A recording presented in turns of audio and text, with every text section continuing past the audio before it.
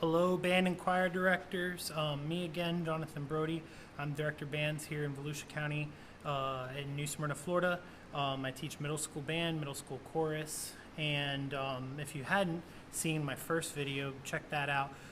We were talking about mixers and sound reinforcement, and that video was specifically about mixers. I decided to do this series after I saw a lot of stuff on the Facebook group for band directors, Facebook groups for choir directors, just general music teacher ones, and there was a lot of stuff that I didn't think that we necessarily got taught in maybe college or high school, how to do these things and what's needed, and it takes some effort. So I see a lot of novices out there who maybe are looking for some help, and my hope was to answer some of these questions that maybe you may have as you are getting asked by your principal, can you fix this sound system, or the microphone doesn't work, or maybe you're looking at it and go, oh, the day before your concert, how do I make this thing work, because it's there. So hopefully this is a resource for you to help answer some of those questions and to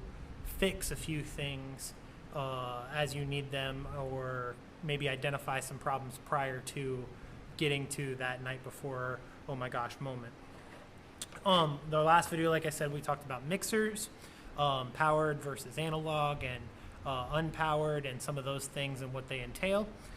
This video we're going to do is going to talk about some of the different connectors, cables, some of those things, so you know what it is you're looking for in order to make something work. And so I'm just going to kind of go over them very generally and give you kind of an idea of what is out there, so that maybe when you're looking at your mixer, you know what it is that would go in that spot. So the first one we're obviously going to be looking at is our most common, and that's our XLR cable. XLR is 3 pins. This is the male side here. It's not to be confused with DMX. DMX is actually something completely different. That's for lighting. That's a completely different topic. There are DMX cables. They look almost identical. The shielding and how the cable is shielded is what's mainly different. On the other side, this is the female side here. This cable here just happens to be a Y cable, so it's splitting single male to dual female cable. But again, that's your female side versus your male side there. This would be a microphone cable. This may also be used as a speaker out if you were going from an XLR out, main out, to a powered speaker. I'll show you kind of how that would work. Also, this might be used for some applications for like some MIDI keyboards or some stuff like that. Very rarely are they going to have an XLR out though. Mainly this is going to be, they're going to run 1/4 inch. This is mostly going to be for your microphone cables. That's 99% of what it's going to be, or for a speaker cable. And they make them in different thicknesses. This is just like basic speaker wire. You'll also find them, they'll look more like this. Here, this one was terribly wrapped by a student prior to summer break, but that's your standard speaker wire there, and again, that's your male and the females tucked up in here as well. And you know, you can do very, very long runs with these, 100, 200 feet, and they work great. You know, make sure you're buying good quality microphone cables. I have tried, Amazon Basics started making some, so I bought a few out of curiosity because they were like 10 bucks. It actually did work pretty well. I didn't really have a negative review. I didn't get any feedback or anything from it, didn't get any crackles. It worked really well. I've only used it 2 or 3 times just to test it out and see kind of what was happening with it. That was maybe 6 months ago or so. I bought that cable, but Hosa makes some great cables. Hosa is probably my go-to for most of my pro audio cables, just because they're very reliable. And you can get them like 3-foot, you know, this one happens to be colored so that when we're putting it in, when I'm putting it in a box at school, they can go in there. The next is going to be a 1/4 inch cable, and so this is a little adapter, but this, that's going to be a 1/4 inch. They make balanced and unbalanced cables. Your unbalanced is going to be your basic stuff. Your balanced cables are going to be for your more higher end audio, your stereo left and right. It's going to be a speaker 1/4 inch cable. That's a much nicer, better cable. It's going to be run a better sound. Unbalanced would be like a guitar 1/4 inch cable, is what you would use that for. This just happens to be a little adapter. It's got the XLR on one end to there. I don't even know if that one works. It just sits in there for a rainy day. Those are going to be your two main ones that you're probably going to see on your boards. The input for those look like this. So this just happens to be a little powered speaker I have here. And on this powered speaker, we have a input, female input XLR and a 1/4 inch input as an example. And you would see those on your mixing boards as well. This also has like a mix output, so you could run another 1/4 inch out to another speaker, for example. So that you kind of know what you're looking at. Get back here. Okay, so next is our tried and true, and everybody hates Apple for doing it, but your standard 3.5mm headphone jack. You know, you have to have the dongle now, lightning to 3.5mm, but that jack is another one you're going to see. You won't see it on mixing boards. You won't see it on, you know, most professional speakers. You're going to get a either 3.5mm to stereo 1/4 inch cable. These aren't 1/4 inch cables. These are this is just one of those splitters. 3.5mm splitter, so they go in like that, and you can do 2 headphones out of it. But you're going to get a stereo 1/4 inch cable, or you're going to have to get a little adapter 1/4 inch to headphone, and I'll show you what one of those looks like. I had that on one of these speakers here. So here's, you know, your standard headphone jack, and here is a headphone to balanced. See, it has 2 black lines versus the one. 1/4 inch, pop that in, and then you can plug this directly into a 1/4 inch input, either on the back of a speaker or on the back or on your mixing board. Those are the common 2. And we go over to the mixing board, I'll kind of show you how those are input. Your next one in your outputs are going to be the speak-on cable. The speak-on cable is pretty much the standard nowadays. This is a cheap one that I bought because it just happened to be speak-on to 1/4 inch. This is like a big 50-footer. The most common company for these is going to be Nutrix. Nutrix makes the standard for speak-on. They also make PowerCon. If you're in lighting, PowerCon is the pretty common standard for professional lighting. They look very similar, except the gray and blue, this black part is either gray or blue depending on the in and out for many of the PowerCons. But speak-on connector, there's multiple poles. So when you're doing these, you have to look at, okay, is it 2-pole, is it 4-pole? And what that means is, if I can get this open, so this cable is I actually don't know which one this is. Hold on, let me get it open here. This one is looks like a 2-pole.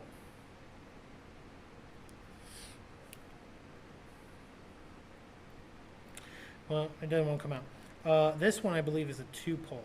And so what that means is inside the speaker wire itself, there are 2 individual wires braided up in here. And those wires are positive and negative.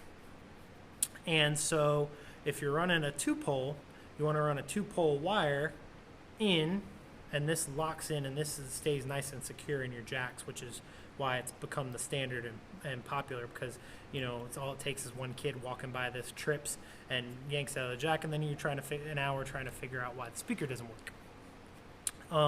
If it's a 4-pole, there's going to be 4 wires inside this braid, and you would have +1, +2, -1, -2. And on the opposite side, you would have the same thing. So you always want to keep, a 4-pole on one side and a 4-pole on the other side. Otherwise, you've got issues with power, and you don't want to do that. You might short something out, which is never good, especially when a speaker costs $1,000 or more. Those are going to be your common ones that you're going to see. The other one you may see if you have older systems is this. It's called a banana plug. Excuse me. Banana plug is pretty easy and self-explanatory. Got little clips there. This pops in left and right. These come in red and black, so you'll have one for kind of your left side, one for your right side. And it's kind of hard to see, but oh, yeah, they're in there. Well, one's in there. But inside there, in the back, there's a little screw, and you would screw that down, and you'd run your speaker wire up through these holes here, left and right, on a 2-pole speaker cable. And then you'd put your screwdriver in, screw it down nice and tight. The downside to these is it does kind of leave an exposed wire, and although while it runs at pretty low voltage, if you touched it, put your tongue to it or something, you might shock yourself a little bit. It won't hurt too bad though. I've done it a few times while I'm messing with these because I didn't turn the amp off or something. But these, easily pop out. They break. The screws come loose. If it's in a high traffic area and people walk by it or are constantly moving that box around on your stage or something like that, this is going to be one where this might be your culprit because you didn't put it where it needed, or because it popped out or something like that. Those are your pretty common standard ones. I'm going to take you over to my mixer and just kind of show you how they are in a live scenario, and be back with you in just a moment. All right, music teacher, so we're back here now. This is my mixer in my band room, so just to give you kind of an idea here, as you can see, like there's all of our XLR inputs. We have our left and right line inputs for our 1/4" cables. You see here, like I've got this is an XLR. Whoops, so I should have turned that off. Turn it off. This just happens to be a little right angle one, colored cable, so we knew where it goes. And pops in, boom, great, easy peasy. Here, turn the channel off so I don't pop anything. These are left and right, like I was saying, left and right 1/4", and those go to, like, here's our headphone jack that goes into our Bluetooth, and those connect accordingly in a live scenario. The red or the orange is always your right, so that's going to be it's going to be marked with an R. You can kind of see it there, but that's going to be your there. This happens to have RCA, old school, like if you remember your Nintendo had the little yellow video and the white and red. That's you're going to be your old school analog RCA, so you could do an RCA in an input to say a 3.5 millimeter. And if you search Amazon, if you're like looking for these adapters and stuff, if you search the cable name, 1/4" to 3.5, they pop up. Like I said, Hosa is a great company. They make a lot of these adapters, or 1/4" to 1/4" adapters. You can pretty much get anything for anything anymore. On this mixer, I have 1/4" out, and I'll show you how this is kind of wired here in a second when I pop the back off. And then we happen to also have an XLR out. And these XLRs here are our main outs. Go to our subwoofer, which if you go back to our mixer video, we kind of show how that works. And then we happen to have 1/4" monitor outs as well. those outputs go down to our amplifiers, and I'll kind of show you because I have a live connection here. If you can kind of sort of see it down here. We happen to have the banana clips on these ones. Here, we can pop these out. So there's how that looks on the banana clip. And so, because we have left and right, this is for our monitors. These are nice ones because I can actually chain a couple different speakers on top of them. And then there's a black one there for the left speaker as well, coming out. We don't actually have an input on this one at the moment. I need to get my 1/4-inch cables and plug those back in. On this one, what we've done is we've wired the speaker cable out of our banana clip there, and we've actually wired it to the back of a speak-on. And so here's a great example. If you can kind of see here, this is a 4-pole speak-on, but we're using it in a 2-pole setup. So you can buy the 4 poles and use it on 2-pole, but if you had a 4-pole wire, you would need to use the 4-pole and use these other 2. And they're pretty easy to put on when they come there. They're a little hard to get off if you've got it. And this was a little custom job I did because I was tired of feeding everything through the tiny little hole and having to put it in there, and it was easy to run. It's hard to see because the other amp's down under there, but you can also see, you can kind of see it right here. This one's got a great visual. The input, you have a 1/4-inch input, and then you have a male there. So on our mixer, for example, we could run the speaker cables, the XLR cables, out and put them into our inputs here, and then that we could run the banana clips out to whatever it needed to be for our speakers. To show you a live application of our speak-on cable. So this is a speak-on cable, just pops and clips, stays nice and tight. Again, you have a little ridge there, just kind of find it, boom, locks in nice and tight. This is 2-pole. These will go directly out left and right to our speakers. And in this setting, they actually run into our left and right inputs here, which go up through the wall so that they're all nice and tucked and super cool to our speakers up there. And then the way this is actually wired is inside here there's a little bit of daisy chaining, but those 2 speak-on cables actually run 2 out each. So one goes to this speaker, one goes to that speaker, then the other channel, one wire goes to that and one wire goes to that. When the contractors ran these wires, they accidentally ran them. They didn't follow the diagram exactly right, so I had to get a little bit creative. And on the back, and I don't know if you can see it, but there's a speak-on cable back there in there. These speakers also, I believe, have 1/4-inch cables, but again, speak-on's pretty much the standard now for most everything we do. I don't use 1/4-inch very often unless it's for our mobile setup, which, just to show you how that would look, I have one here as well. This is a great little system, and when I talk about buying systems in one of the future videos, this will be something I talk about more in depth. This is a Yamaha Stage Pass, if you're unfamiliar with it. This is actually a powered mixer built into the back of the speaker, but it has 1/4-inch outputs, and they're labeled there in red, and that one would go into the back of the speaker right there, and that powers your speaker. If you're unfamiliar with the Stage Pass system, I think every band teacher and choir teacher should have one of these, especially at the middle school and high school levels. They're fantastic.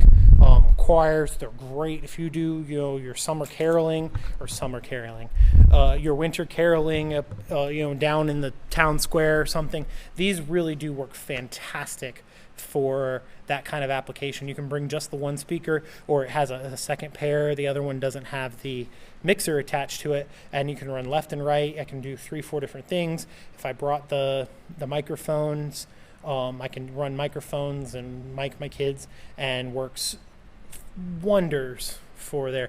We got this about a year ago, and I love it. It's fantastic. Mine happens to have Bluetooth. We'll talk a little bit more about that in a future video. Once again, my name's Jonathan Brody. Please, I teach here in Volusia County in New Smyrna, Florida. I've perfected this over the last 7 or 8 years about pro audio and the different things that are incorporated in doing it well. I encourage, please send me a message with questions if you're unsure about specifics in your band room, your choir room, or your auditorium, and you're unsure about what to buy or any of those things. And check out some of the other videos. The plan is to do one specifically about speakers, powered versus unpowered, as I said, and then we're going to do one about if you're starting from scratch, maybe you're starting a new school, what should I buy, why should I buy one thing over another, so that you have that ammunition to talk to your administration with and can make a well judged decision, and as a collective, for what are you going to use it for, why should we have one thing, because I went through that this past year when we were doing our auditorium as to why we should have one thing over another. And then we're going to do one video specifically about microphones, placement of microphones, and that kind of stuff, which I know is going to be a popular one. Anyways, hit me up. Feel free to respond, put a comment, and thank you for tuning in. Hopefully this helped.